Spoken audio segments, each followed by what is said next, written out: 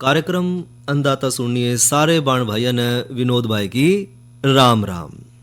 किसान भाइयों, आज अन्नदाता कार्यक्रम में चर्चा करेंगे प्राकृतिक खेती की आवश्यकता क्यों और इसके महत्व पर बात करेंगे।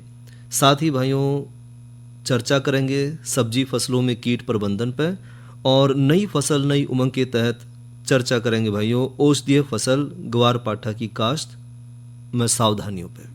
इसके अलावा भाइयों करवाऊंगे भाइयों का मनोरंजन और दूसरे जो समसामयिक विषय हैं उन पर भी करेंगे चर्चा। तो भाइयों शुरुआत करें प्राकृतिक खेती की आवश्यकता और उसके महत्व पे। किसान भाइयों, हमने अधिक उत्पादन के लालच में इंसान ने जो है रासायनिक खाद्यों और कीटनाशक दवाओं का आँख मूंद कर ज़रूरत ज़्यादा इस्तेमाल करा और इस इस्तेमाल तो भाइयों धरती माता को कई तरह की हमने समस्याएं दे दी, जैसे कि मिट्टी में जैविक कार्बनिक की कमी होना। जैविक कार्बन की कमी के साथ साथ भाइयों मिट्टी की जो जैविक और भौतिक गुणवत्ता है उसका स्तर भी नीचे आ गया है। साथ ही साथ मिट्टी में जो जीवाणु का संतुलन था वो भी प्रभावित हो गया और यूरिया और डीएपी डाल डाल कर हमने ज़मीन की जो परत है वो इतनी करड़ी कर दी है, इतनी कठोर कर दी है कि ज़मीन में पानी पीने के जो छिद्र हैं वो भी बंद हो गए।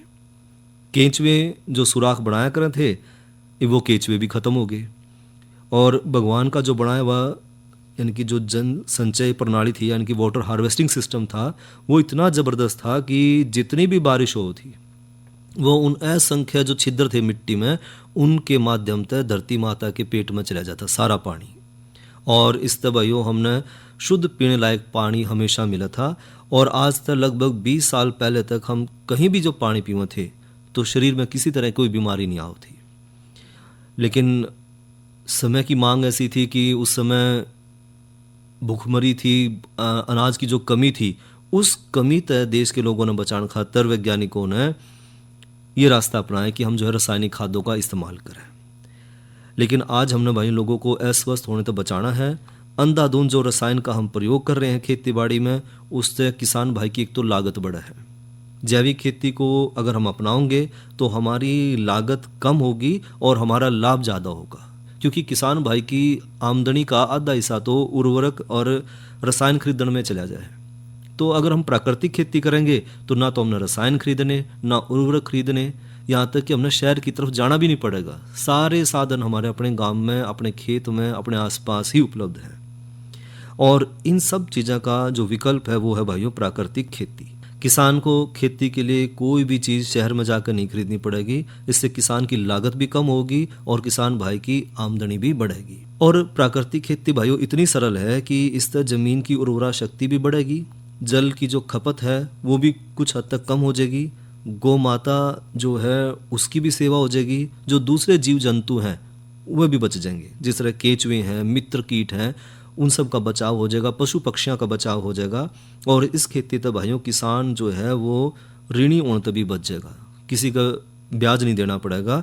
और इस खेती तक भाइयों पर्यावरण भी बचेगा और इस खेती तक बीमारी तक मरने वाले जो लोग हैं उनकी संख्या भी घटेगी। इसलिए भाइयों हमने सब ने मिलकर जो है प्राकृतिक खेती अपनानी है और उसका पूरा प्रचार प्रसार भी हमने करना है। और बात करें कि जो प्राकृतिक खेती है इसमें हम खास तौर पर 2 प्रकार की खाद का प्रयोग कर रहे हैं। एक का नाम है जीवामृत और दूसरी का नाम है घन जीवामृत। और जो जीवामृत है घन जीवामृत है हम अपने घर पे बना सके हैं। इसके लिए हमने कोई बाजार से कुछ भी सामान खरीदने की ज़रूरत नहीं और ये खाद इतनी प्रभावी है कि हमारी जो फसल है उस पर अलग ही चमक देखने मिलेगी फसल में और जो हमारी फसल की पैदावार है वो भी बड़ी तेज़ी से बढ़ेगी। इसमें भाइयों हमने सिर्फ इस पत्ती में एक देसी गाय तय 30 एकड़ ज़मीन की खेती करी जा सके, यानी कि अगर हमारे पास एक देसी गाय हो तो हम 30 एकड़ की खेती एक गाय तय कर सके हैं। इसके लिए भाई हमने 200 लीटर का एक तो लेना है पानी का ड्राम और उसमें भाई हमने ले लेना है 180 लीटर पानी। एक देसी गाय एक दिन में यानी कि 24 घंटे में लगभग 10 किलो गोबर देवे है और 8 से 10 लीटर गोमूत्र देवे है। तो देसी गाय का भाइयों गोमूत्र हमने इकट्ठा कर लेना है और गोमूत्र इकट्ठा करने का तरीका भी बड़ा आसान है। गाय के जो रखने वाली जगह है उस तक सीमेंट तक पक्का कर दें और उसमें थोड़ी सी लाइनिंग जरूर डाल दें ताकि पशु फिसले ना। और ख़ास तौर पर तो भाइयों आजकल तो पशुओं के लिए भी जो है रबड़ के गद्दे आ गए हैं, हम उनमें भी इस्तेमाल कर सके हैं। और फर्श का ढाल भाइयों एक जो कूना है ना उसकी तरफ कर दें और उस कूने में जो है बाल्टी नुमा एक पक्का आकार का एक जो है छेद बना दें, ताकि सारा पेशाब उसमें इकट्ठा होता रहे, गौमूत्र उसमें इकट्ठा हो। जब वह गौमूत्र गाय माता जो गौमूत्र करेगी तो वो जो मूत्र वो अपने आप इकट्ठा होता चला जाएगा, तो उस खातर भी हमने कोई लंबा चौड़ा काम नहीं करना। और गोबर जो है भाई वो ठोस है, वो हम किसी समय भी गाय के पास से उठा सकते हैं। तो 1.5 से 2 किलो हमने गुड़ लेना है, और गुड़ भी किसान भाई अपने खेत में खुद पैदा कर सके है। और 1.5 से 2 किलो लेनी हमने किसी भी गाय का 1.5 से 2 किलो हमने लेना है कोई भी दाल का बेसन। और आखिरी जो चीज़ हमने इसमें लेनी है वो है बड़े पेड़ के नीचे की 1 मुट्ठी माटी। तो ये 5 चीज़ हमने लेनी है, और 5 चीज़ हमारे घर के आसपास ही उपलब्ध है। गाय का गोबर, गाय का मूत्र, गुड़, बेसन और माटी। इन सब ने भाइयों ड्रम में डाल दें, और लकड़ी लेकर उसने लकड़ी के डंडे ने हमने घड़ी की दिशा में घुमाना है, यानी कि क्लॉकवाइज उसने घुमाना है। सुबह घुमाना 5 मिनट और 5 मिनट हमने शाम में घुमाना है, और इसको हमने छाया में रखना है। ऐसा करना तो भाइयों 4 दिन के अंदर ही हमारी 1 एकड़ खेत की जो है खाद तैयार हो जाएगी। और इस तरह भाइयों 30 दिन में हम 30 एकड़ खाद तैयार कर पाएंगे, और एक गाय तक हम 30 एकड़ की खेती कर सकेंगे। और एक है भाइयों घन जीवामृत। जो घन जीवामृत है उसमें 100 किलो गाय का गोबर हमने लेना है, और उसको सुखाकर बारीक कर लेना है, और यही तरीका हमने उसमें भी इस्तेमाल करना है। 1 दिन रात का गौमूत्र, गुड़, बेसन और मिट्टी मिलाकर घर के कोने में हमने छाया में ढक कर सुखा देना है। और ये भाइयों खाद जो है यूरिया की तरह 6 से 7 महीने तक कभी भी हम प्रयोग कर सकते हैं। और इन दोनों प्रकार की खाद में जो है कुछ भी लागत नहीं आती, कोई मेहनत ज़्यादा नहीं करनी, और किसान की जो लागत है वो बहुत कम हो जाएगी। और ये दोनों जो खाद है भाई वो गुणों की भंडार है, चाहे वो जीवामृत हो चाहे घन जीवामृत हो। इससे जो है हमारी खेतों की जो फसल है वो खाद जो है वो फसलों को अच्छी तरह से मिलेगी। इसके अलावा भाइयों हम जो प्राकृतिक पद्धति है उससे कीटनाशक वो भी बना सकते हैं, और वो कीटनाशक कैसे होंगे? जैविक कीटनाशक होंगे, जिसमें गोबर और गौमूत्र के अलावा भाइयों उसमें हम पौधे के कड़वे पत्ते, तंबाकू, लहसुन, लाल मिर्ची इसका इस्तेमाल करके हम नीमास्त्र, ब्रह्मास्त्र, अग्नि अस्त्र और 10 परणी अर्क इस तरह के जो है कीटनाशक भी तैयार कर सकेंगे। और ये प्राकृतिक रूप से तैयार हुए कीटनाशक होंगे, जो प्रकृति में हानिकारक कीट हैं उन्हें ख़त्म करने का काम करेंगे।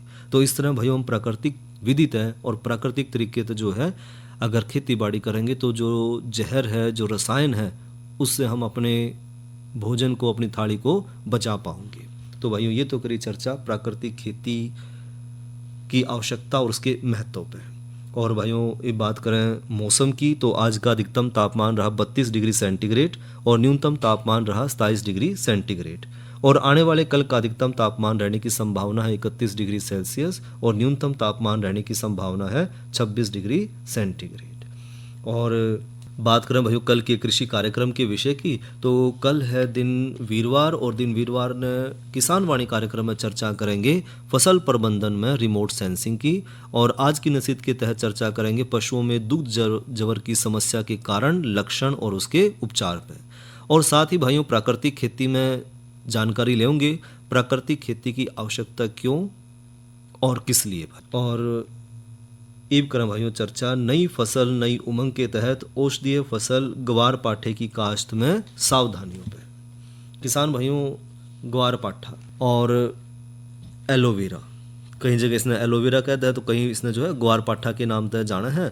और इसमें भाइयों ल्यूपियोल और सैलिसिक एसिड, सिनामोनिक एसिड, फिनॉल और गंधक तत्व पर्याप्त मात्रा में पाए जाए हैं, जो फफूंदी, बैक्टीरिया, मोल्ड और वायरस संक्रमण से बचाव है। ल्यूपियोल और सैलिसिलिक एसिड जो है वो दर्द में भी कम करने में मदद करे हैं। और इसमें जो अन्य तत्व हैं भाई वो है कोलेस्ट्रॉल, कैम्पर स्टीरोल और बी साइटोस्टीरोल। ये बहुत उपयोगी हैं। और जो जला हुआ है, घाव है, चोट है, या जो बाय है, अर्थराइटिस है, पुराना बुखार है, अपचन है, अल्सर है, पाचन तंत्र में कमजोरी है, चमड़ी के रोग हैं, आंतों और पेट की जो बीमारी है, कोलेस्ट्रोल है, हृदय की जो बीमारी है, उन सब में लाभ पहुंचाव है ग्वारपाठा और एलोवेरा। इमोडिन और लैक्टिन तत्व भाइयों कैंसर जैसी बीमारियों को ठीक करने में काम आए हैं। और इसका भाइयों जेल या जो गुद्दा है वो हम सौंदर्य प्रसाधन और सामग्री बनाने में भी इसको इस्तेमाल करें, जैसे शैम्पू है, लोशन है, चेहरे की क्रीम है, इस तरह को चीज़ों को बनाने के लिए हम इसका उपयोग करें। बात करें भाइयों इसकी प्रजातियों की, तो एलोवेरा यह मुख्य प्रजाति है जो अधिकतर क्षेत्रों में उगाई जावा है। इसके अलावा भाइयों एलोए इंडिका ये जो है चेन्नई से रामेश्वरम तक पाई जाने वाली एक ग्वारपाठे की किस्म है और एक बहुत छोटी किस्म है। ये आकार में 6 से 8 इंच से लेकर 1 फुट तक की हो सके है और इसके जो किनारे वो नुकीले, और ये मुख्य रूप से भाइयों बुखार में बड़ी उत्तम औषधि है।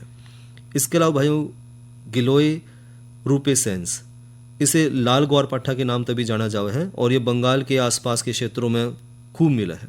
इसमें नारंगी और लाल रंग के फूल आवे हैं और पत्तों के निचले भाग में बैंगनी रंग का दिखाई देवा है। और ख़ास तौर पर इसका प्रयोग हम जो है वो पेट की बीमारी है, पाचन तंत्र ने मजबूत करने खातर, आंतों के जो कीड़े हैं उसके इलाज के लिए इसने इस्तेमाल करा है। इसके अलावा भाइयों जाफरीबाद ग्वारपाठा यह सौराष्ट्र से के जो समुद्र तट हैं उसके आसपास के क्षेत्र में पाया जावा है और इसके पत्ते भाइयों तलवार के आकार के और सफ़ेद धब्बे वाले दिखाई देवे हैं। एलोए एबिसिनिका ये जो काठियावाड़ और खंबात की जो खाड़ी का क्षेत्र है उसमें पाए जाने वाली किस्म है और इसके पत्ते भाइयों ज़्यादा चौड़े और जो इसके पुष्पदंड है वो ज़्यादा लंबे हैं। इसके अलावा भाइयों एक और जो प्रजाति वो है एलोए फिरोक्स, यह अफ्रीकी प्रजाति है। पौधा बहुत ऊंचा हो जाए, इसमें 9 से 10 फुट तक जो पौधे की ऊंचाई हो जाए और मोटी इसमें पत्तियाँ हैं। और साथ ही भाइयों अगर जलवायु की बात करें तो अपने देश में आमतौर पर जो है सभी क्षेत्रों में हम ग्वारपाठा लगा सकते हैं। इसमें पानी की बहुत कम ज़रूरत पड़े है, इसलिए इसको हम राजस्थान, गुजरात, मध्य प्रदेश, महाराष्ट्र और हरियाणा के जो शुष्क इलाके हैं उसमें आसानी से इसने ले सके हैं। और ज़मीन की बात करें भाइयों इसकी जो काश्त है उसके लिए मोटी रेत वाली दोमट मिट्टी जिसका पीएच मान 8 हो ज़्यादा बढ़िया मानी जावा है और पानी के निकासी का उचित प्रबंधन होना बहुत ज़रूरी है। साथ ही भाइयों हमने ज़मीन की जो तैयारी करनी है उसके लिए 20 से 30 सेंटीमीटर तक गहराई वाले 1-2 जुताई जरूर करें। ज़मीन को छोटे छोटे समतल प्लाटों में बांट लें और इसमें भाइयों 5 से 6 टन गोबर की खाद 1 एकड़ के हिसाब से ज़मीन तैयार करने के समय पर जो है अच्छी तरह से मिला दें। और लकड़ी की जो राख है वो बिजाई के समय पे और बाद में जो पौधे के चारों ओर जरूर डालें, उसका हमें बहुत फ़ायदा देखने मिलेगा। और बिजाई के समय की बात करें तो भाइयों इसकी जो रोपाई है वो सिंचित क्षेत्रों में सर्दी के महीना ने छोड़कर यानी कि मार्च से लेकर अक्टूबर तक हम इसकी बिजाई कर सके हैं। लेकिन अगर ज़्यादा अच्छी पैदावार हमने लेनी है तो जुलाई अगस्त का महीना जो चल रहा है ये महीना सबसे बढ़िया माना जावा है। और अगर हम गमले में खेती कर रहे हैं, जगह कम है, तो अगर हम गमले में लगा रहे हैं तो इसमें जो है पानी की ज़रूरत बहुत कम है, इसलिए आपने ग्वारपाठे हम गमले में भी आसानी से घर की शोभा बढ़ाने खातर भी लगा सके हैं और जो हमारी बीमारियां हैं उससे पीछा छुड़ाने खातर गमले में भी इसकी हम जो है बिजाई कर सके हैं। और सिंचाई की बात करें तो भाइयों पहली सिंचाई हमने रोपाई के तुरंत बाद करनी है और साथ ही साथ भाइयों दूसरी और तीसरी सिंचाई भी हमने जल्दी ही करनी है ताकि जो संकर है वो अच्छी तरह से स्थापित हो जाए और 5 से 6 सिंचाई जो है हमने एक साल में इससे देनी पड़ेगी। साथ ही हमने निराई गुड़ाई का भी ध्यान रखना है। रोपाई के समय पर भाइयों 1 महीने बाद पहली गुड़ाई करें और 2 से 3 गुड़ाई भाइयों हर साल के बाद जरूर करें और खरपतवार भाइयों बिल्कुल भी ना रहने देवें और बीमारी वाले जो सूखे पौधे हैं उन्हें निकाल दें ताकि जो है दूसरे और पौधे हैं वो बीमार ना पड़े। ये तो भाइयों करी चर्चा नई फसल नई उमंग के तहत औषधीय फसल ग्वारपाठे की काश्त पे। और भाइयों एक जरूरी सूचना, स्वर परीक्षा सूचना। आकाशवाणी कुरुक्षेत्र केंद्र खेती बाड़ी और किसानों से जुड़े कार्यक्रम किसान वाणी के लिए स्वर परीक्षा के माध्यम से समूनुदेशिती कंपेयर के लिए आवेदन आमंत्रित करे हैं और इसके लिए योग्यताएं भाइयों इस प्रकार है। प्रार्थी की आयु न्यूनतम 20 वर्ष और अधिकतम 50 वर्ष होनी चाहिए। प्रार्थी कुरुक्षेत्र नगर पालिका का निवासी हो और प्रार्थी भाइयों किसी मान्यता प्राप्त विश्वविद्यालय से स्नातक होना चाहिए। प्रार्थी हरियाणवी बोली में निपुण हो। प्रार्थी को कंप्यूटर का ज्ञान अच्छी तरह तो होना चाहिए और हरियाणा से संबंधित खेती बाड़ी कृषि का ज्ञान रखने वाले प्रार्थी को प्राथमिकता दी जाएगी। इस संबंध में ये भी स्पष्ट किया जावा है कि यह प्रक्रिया किसी नियमित रोजगार के लिए नहीं है और ना ही होगी। सफल उम्मीदवारों को पैनल में शामिल किए जाने पर उन्हें सिर्फ और सिर्फ जब जैसी आवश्यकता होगी के आधार पर ही कार्यक्रम के लिए प्रस्ताव दिया जा सकेगा और आवेदन पत्र किसी भी कार्य दिवस पर आकाशवाणी कुरुक्षेत्र कार्यालय से प्राप्त किए जा सके हैं। आवेदन करने की भाइयों अंतिम तिथि है 31 अगस्त 2025। सूचना समाप्त हुई और इब कराओ भाइयों का मनोरंजन, सुनिए रागणी।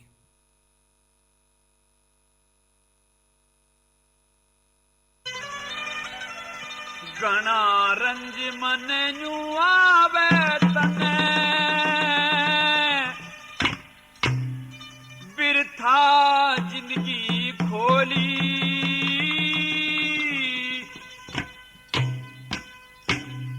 सावतरी तने के सोची तू ते कंगले गैला होली गणा रंज मन न्यू आवे तने बिरथा जिंदगी खोली सावतरी तने के सोची तो कंगले गैला होली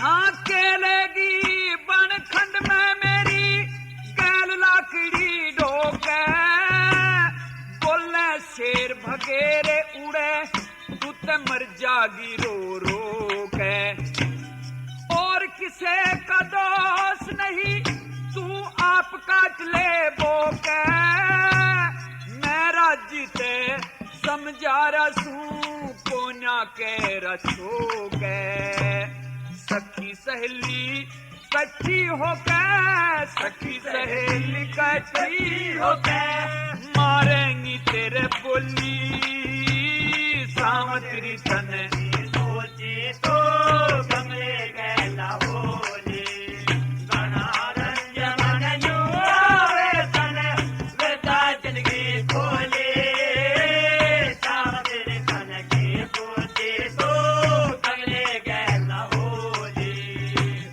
कहने लगा सत्यवान कि सावत्री मेरे साथ में तुझे सब तरह का दुख भुगतना पड़ेगा। टाइम पे ना खाना होगा ना नहाना, काम तो मेरा तेरे सामने है, लकड़ी बेच के गुजारा किया करता हूँ। मेरे माता पिता अंधे हैं, तू सेवा टहल भी नहीं कर सकती। और के बताया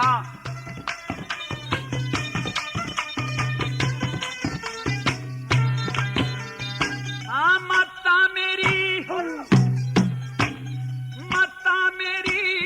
अंधी से और बाप मेरा अंधियारा वो मानस ना किसे दिन का जिसने ना वक्त विचारा तू राज घरा के रहने आली तू करे जान का गारा एक भी बात लखों को ना मतलब खोलूं सारा मैं तो लकड़ी बेचूं करूं गुजारा लकड़ी बेचूं करूं गुजारा 15 सरबिन तोली सावतरी तने सोचे तो कमले गहला होली घना रंज मन न्यू आवे तने बेटा जिंदगी खोली सावतरी तने की सोचे तो कमले गहला होली।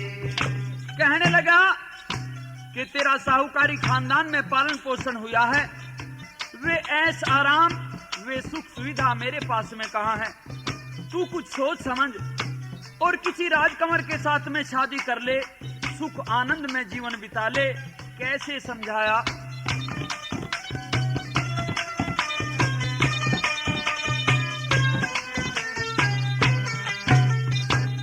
केलेगी इस गरीब की गला किस राजकंवर ने तोले जिसते तेरी मुक्ति हो इसी बेल धर्म की बोले।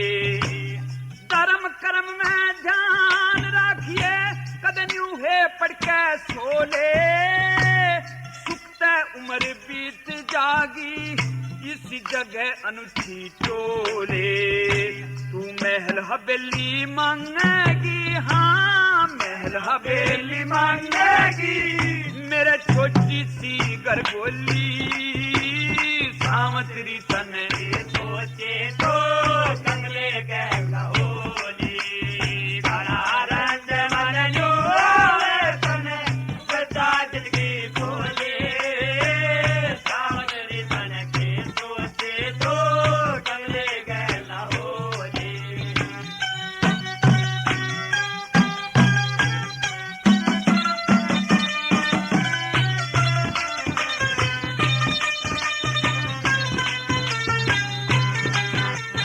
हाँ मेरी गल्ला फिरा करेगी बांध भरोटा काठ का आज तलक ना देखा तने यो झगड़ा बारा बाट का जंगल के मां छुट जागा पर खाना पीना चाट का धरती के मां पढ़ना होगा काम नहीं से खाट का यो छंद मेहर सिंह जाट का छंद मेहर सिंह जाट का जन गुंजी के मकोली सावतरी तने सोचे तो कंगले गहला होली बड़ा रंग मन जो आवे तने लता जिंदगी बोले सावतरी तने के सोचे तो कंगले गहला होली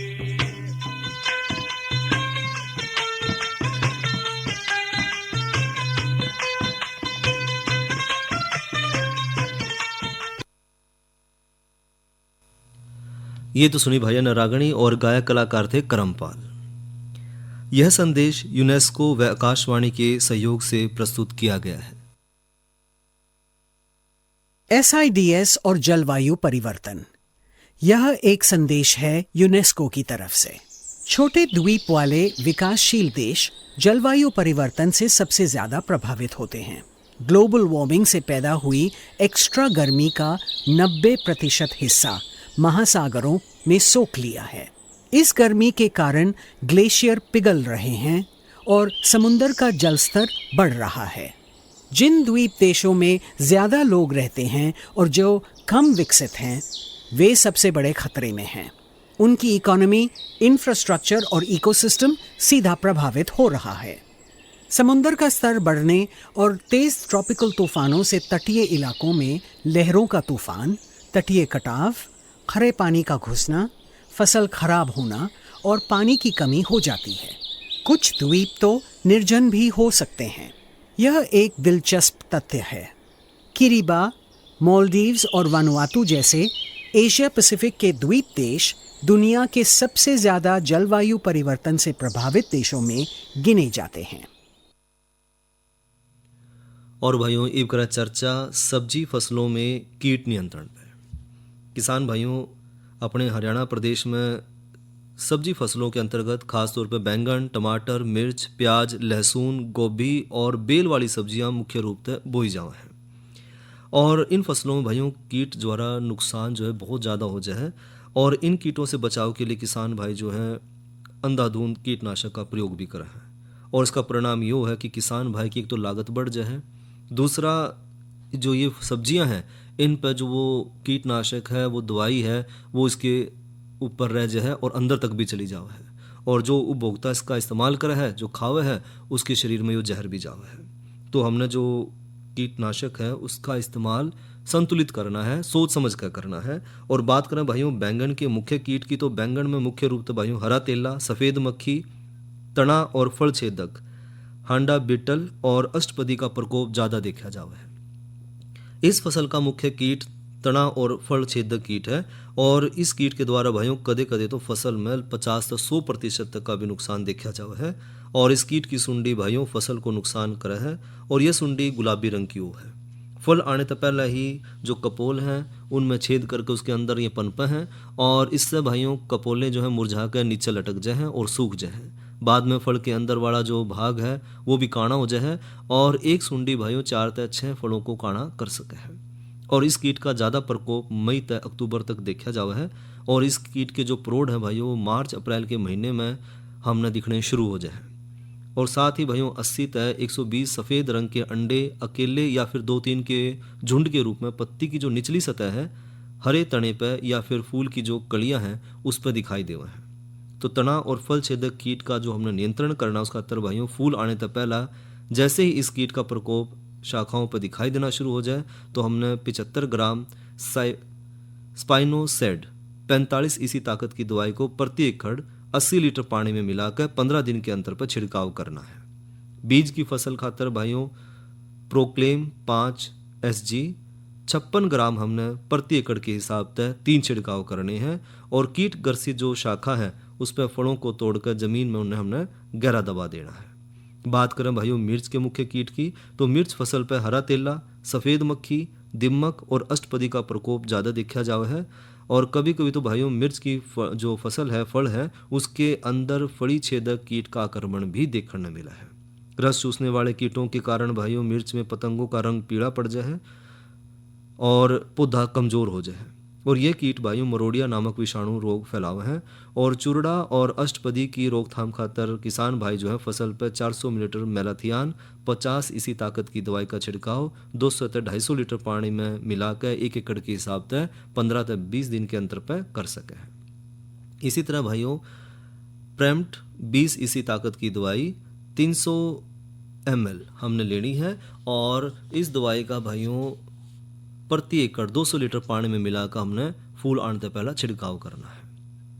बात करें भाइयों टमाटर के मुख्य कीट की तो टमाटर के मुख्य रूप तो भाइयों सफ़ेद मक्खी, चेपा और फल छेदक कीट इसका प्रकोप ज़्यादा देखा जाओ है। और इसमें भाइयों सफ़ेद मक्खी द्वारा जो है फसल में विषाणु रोग मरोड़िया का प्रकोप ज़्यादा हो जाए जिसके कारण भाइयों पौधे छोटे रह जाए। फल छेदक कीट की सुंडी हरे पीले रंग की और भूरे रंग की दिखाई दे है और इसके शरीर के ऊपरी भाग पर भाइयों 3 लंबी कटवा सलेटी रंग की दोनों तरफ धारी दिखाई देंगी और ये सुंडियां भाइयों कोमल पत्तियां न खाकर जो कली हैं फूल हैं और फल हैं उनमें सुराख करता है और ग्रसित फल बाद में सड़ जाए है। टमाटर के अलावा भाइयों ये कीट जो है चना, अरड़, मिर्च, कपास, सूरजमुखी ने भी नुकसान पहुँचावा है। और इस कीट का अगर हमने प्रकोप दिखा तो 15 दिन के अंतराल पर हमने दवाई का छिड़काव करना है। उसमें हमने लेना भाइयों 75 मिलीलीटर फेनवल रेट 20 इसी ताकत की दवाई, साथ में हमने लेना है भाइयों 200 मिलीलीटर डेल्टा मैथ्रीन 8 इसी ताकत की दवाई और 60 मिलीलीटर हमने लेना है साइपर मैथ्रीन 25 इसी ताकत की दवाई। बात करें भाइयों बेल वाली जो सब्जी हैं उसके मुख्य कीट की तो बेल वाली सब्जियों में मुख्य रूप से भाइयों लालड़ी, चेपा, अष्टपदी और फल मक्खी का आक्रमण ज़्यादा देखा जावा है। लालड़ी और फल मक्खी मुख्य कीट हैं जो सभी प्रकार की जो बेल वाली सब्जी है उन्हें नुकसान पहुँचावा है। तो इसके नियंत्रण खातर भाइयों हमने इस कीट का प्रकोप होने पर 5 किलोग्राम कार्बिल 5D, साथ में हमने मिलाना है 5 किलोग्राम राख और इसका प्रति एकड़ हमने धूड़ा करना है। इसके अलावा भाइयों 25 मिलीलीटर साइपरमेथ्रिन 25 इसी ताकत की दवाई या फिर 60 मिलीलीटर साइपरमेथ्रिन 10 इसी ताकत की दवाई और 30 मिलीलीटर फेनवल रेट 20 इसी ताकत की दवाई, 100 ग्राम कार्बिल 50 घुलनशील पाउडर को 100 लीटर पानी मिलाकर हमने छिड़काव करना है। इस तरह भाइयों अगर हम समय पर और सही नियंत्रित मात्रा में अगर इस्तेमाल करेंगे कीटनाशक का तो हम जो है सब्जियों में होने वाली जो कीट है उन पर हम नियंत्रण पा सकें। तो अन्नदाता कार्यक्रम का समय भाइयों यहीं तक। इसके साथ अपने भाई विनोद ने दो इजाजत। अच्छा भाइयों, राम राम।